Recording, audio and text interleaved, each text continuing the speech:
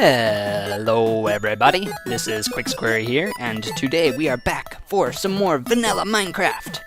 And I have done some things since the last episode, and that was some AFK fishing. And so we have gotten a ton more enchanted books, and we can see right here we got some of the really good ones, and so we got Protection 3 and Feather Falling 4. We got a mending book that has some other enchantments on it as well, and then 2 other just plain old mending books. And so we are going to put one of these on my Silk Touch pickaxe right here, and that is going to be really nice to have, and I'm probably going to be using that for most of my mining and stuff now.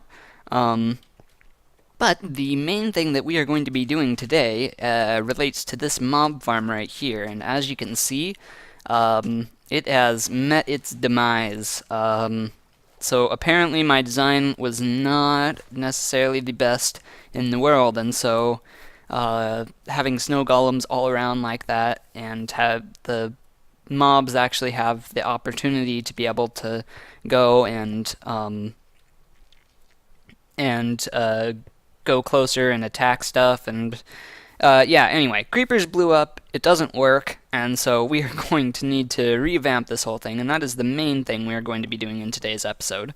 But we have some other stuff to do right now, and that is in relation to all of the subscribers we've gotten. Since the last time we recorded one of these vanilla episodes, we have had a major jump in subscribers due to the success of the Hermit Pack series that I have started up, and so we are going to be heading over to our room right here to add in some more to our Dead Bush collection. And I brought some iron with me so I can make shears, and I can put this guy back where he belongs, on the end. And so right as of the time of this recording, we are up to 21 subscribers, and so I have exactly enough stuff right here to be able to finish up all of this. And so we will now have a bunch of guys here, one for every subscriber that we have on the channel right now. And we have a couple of signs to add as well, and we will be doing that right now. One for Apache, who has made a comment on one of my videos that I thought was really nice, and was just completely blown away by it. But I am super happy to see that that people are enjoying the content here. And anyway, and he was one of the guys who commented, and I am going to be including his name right there. But I am also going to be putting signs down for my mom and my dad, of course, because family is important. But also we're going to have Avnur, who has played with us on a couple of occasions. We can put a sign down for him, and I'll put his name on the second line, like everyone else's. And so yeah, I am also I'm going to continue doing this. If you want your username down right here, along with a lot of other subscribers and stuff, then feel free to comment down below. And I will be more than happy to put your name right here as one of the early supporters of the channel. And so, yeah, for those of you who don't know, this is our special subscriber room, and we have one dead bush here for every subscriber that we have received to the channel so far, and we are eventually going to be expanding this room back that way for quite some time. And so but yeah, this is going to eventually be one of our main hub rooms and our main storage room as well. But for the moment, this is how it is coming along, and we will be working on it a little bit in today's episode. But right now, we are going to make ourselves a nice pair of diamond boots with the enchantments that we have gotten. And now, the question I have...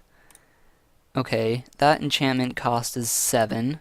This one is 13.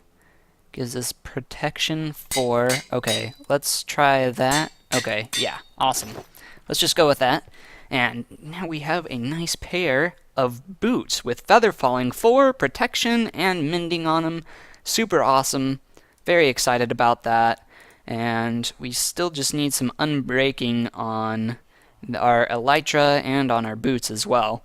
And maybe some pants and some other stuff as well. But for the moment, we are going to head outside of our little cave thing right here and see that it is night. But, there's a lighting glitch on that side of the pyramid, and I honestly have no idea what's causing it because I've gone and I've dug up the blocks around it just to make sure that there are torches underneath the magma blocks to keep the light going around there. And everything is all in order. Yeah, I don't know what's wrong there. But to start off today's episode, we are going to be tearing down this old guy right here, and we are going to clear room for the new one we are going to make.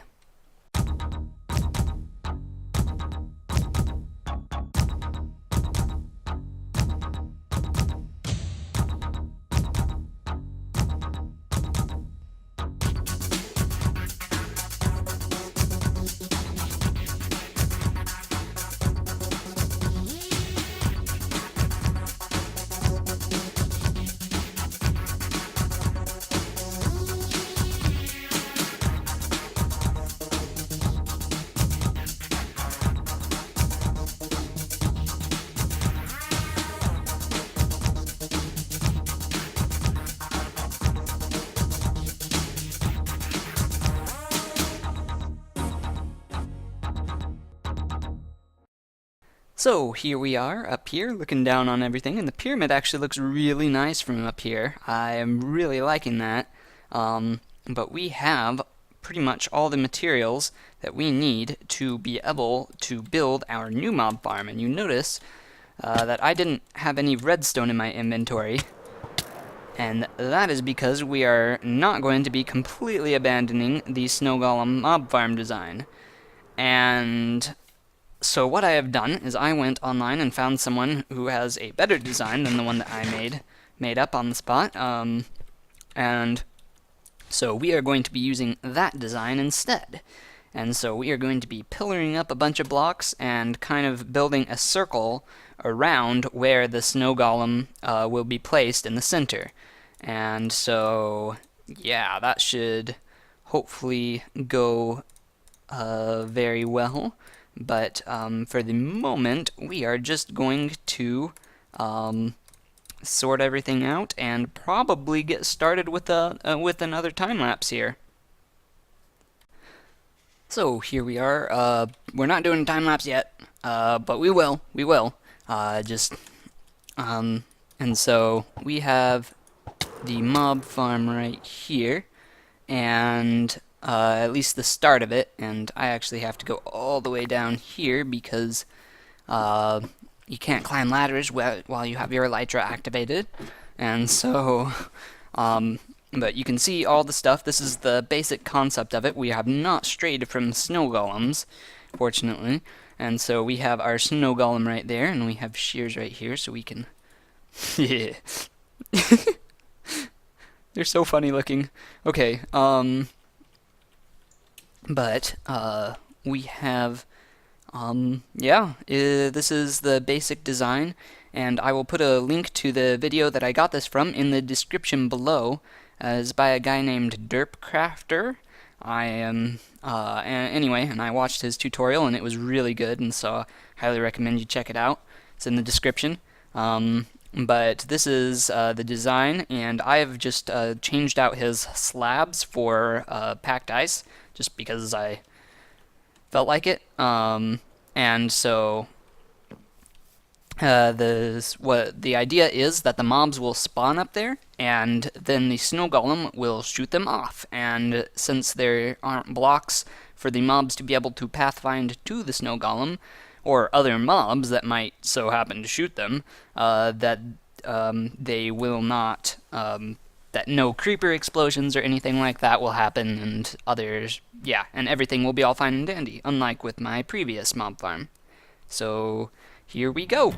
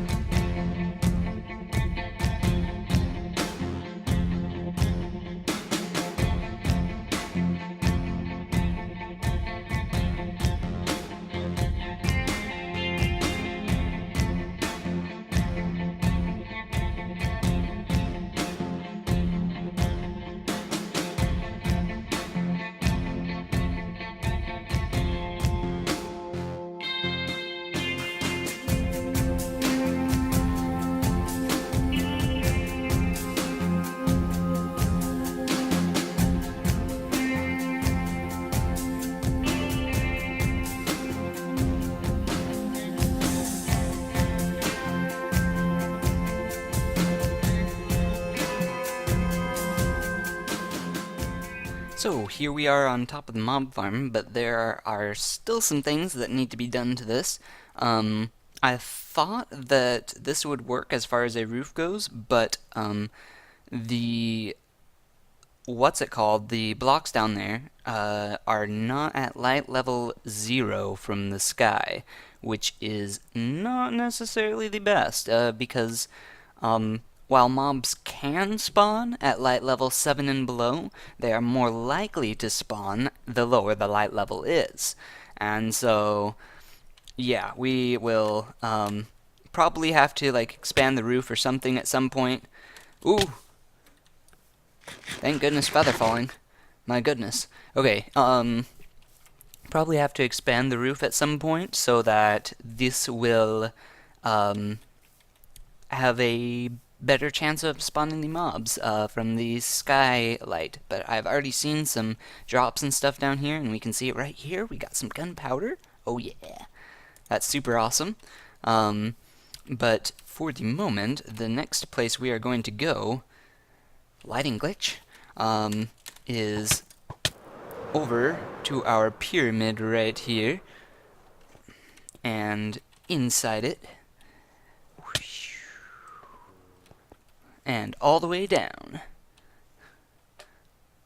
Oop. To our special underground base down here. And I have installed this fancy 3x3 piston door, and when we push a button right here, we can see that it opens up, and when we push any button, even the one over here, it closes up. And if we push this one, it'll open, and that one, it'll still close. Yeah, anyway, you get it. But I have increased the number of dead bushes. We are now up to 25, which is super awesome because I've just recently checked, but that is super awesome, and I am very, very thrilled about all of this. But as for how I got the buttons to hook up to this door, oh, yeah, the door is a Mumbo Jumbo design, and I will put a link to that tutorial in the description, but from that tutorial, he only tells you how to build the door, not how to control how it opens and closes. And so what I've had to do is wire the inputs so that they do what I want. And so if we hop down here, we can see some of what I've... this is all the door, and this is some of the input stuff that I've made in order to help make the buttons do what I want them to. And so we have our button over here. We can see it's on chiseled stone brick, and we take that input along with the input from the other button, which is also on chiseled stone brick, and wire it to this repeater right here. This is where it gets a little bit complicated, and so we're just going to skip to the end for the moment being. And so basically this is supposed to be a flip-flop where it will either be on or off, and so when it's on, this will just go through a simple double inverter into our input block, which is part of the door design by Mumbo Jumbo right here. And when it's off, it will just be off. So, super simple. Oh yeah, you can run redstone through bedrock. I wasn't very well aware of this before, and I'm super happy that this bedrock was here and not somewhere else, because then I would have had to modify how I did this. But anyway, okay, how this flip-flop works. Essentially, it toggles. When I send it a redstone pulse, it will turn on, and when I send it another redstone pulse, it will turn off. And how I get it to do that is that when sticky pistons are sent a 1-tick redstone pulse, they will toggle whether the block that they have is extended or de-extended. And we can see that when we hit the button up here. Okay, and so we can see that even though this is a sticky piston, it has somehow pushed the redstone block out over here, and it is now sending a thing through to the piston door. And that is super awesome. That is exactly what I want it to do. How have we managed to send a 1-tick pulse through there? That is pretty simple. We just have a redstone repeater running into a block and a redstone repeater running out. Now, the fancy thing is that this block has a piston under it, and when a button gets activated, that piston will activate for a short period of time, meaning that redstone will not be able to go through again. And so that just means that only 1 tick of redstone pulse is actually able to get through to the other side and activate the piston.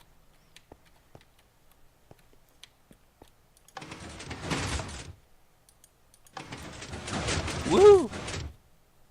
But I have also mined out some more of this room right here, and we can actually like fly all the way over here, and we have another area right here for some more tables and stuff, and we will continue working on this room slowly, bit by bit, over pretty much every episode, at least is my plan, and it will, in the end, it's going to look super cool, and I'm really happy with the design that I have for it. But I have also added another portal over here, and if we come into this nether portal, we can see that this is actually currently linked up to this nether portal right here, because I haven't manually linked it up in the nether, so on and so forth. And so if we just go right through this portal again, we can see that we come out right here, which is the one that it's supposed to be linked up to, because I put it there on purpose so that it would link up to that one. So that is actually a much faster way of getting from down there to right here, is going through those nether portals, because normally I just come along down there and through our strip mine and come up this ladder, but now I don't have to do that anymore, and that is super exciting.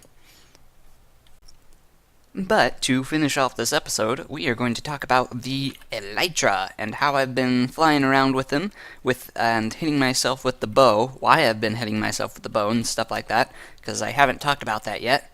But essentially, this bow right here, I call it Fruit Punch. It's a Mending Infinity Punch 2 bow, and essentially, Punch 2 is the only real enchantment that we have on there that's supposed to increase what this bow does, and it essentially gives like a knockback effect.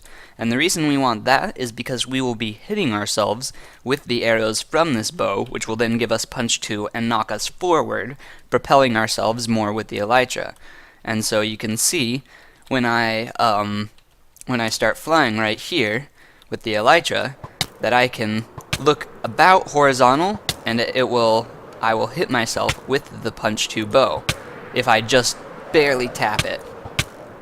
But you definitely want to make sure you have some food, because you take quite a bit of damage from that, and so some food, some armor, even though I don't have any armor on right now, would probably be very helpful for making sure that you don't die when you're using this technique and bow and stuff like that.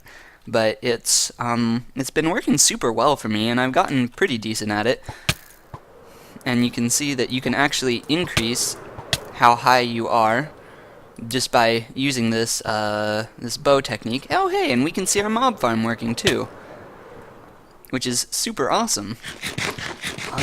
A fire must have caught on that tree or something. That's interesting.